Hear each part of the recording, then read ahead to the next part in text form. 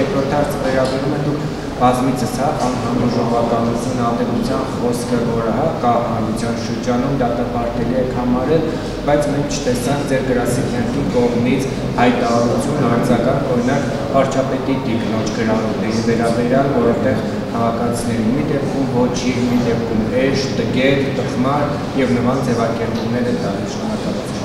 Առաջին հարցի վերաբերյալ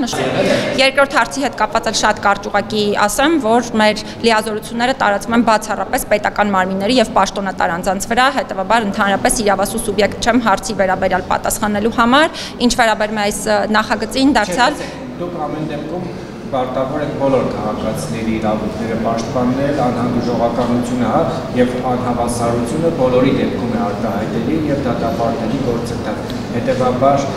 միայն պաշտոնատար անձը իրավունք ունի մյուսին վիրավորել։ Իմ լիազորությունները տարածվում են բացառապես պաշտոնատար անձանց վրա։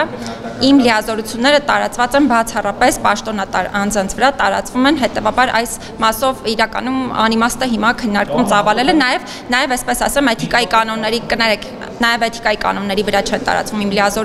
լիազորությունները այս առումով սահմանափակված են, ի տարբերություն ինձ նման ոլորտում լիազորություն ունի կոռուպցիայի կանխարգելման հանձնաժողովը, հետեւաբար կարծում եմ այս հարցը կարող է իրենց ուղղել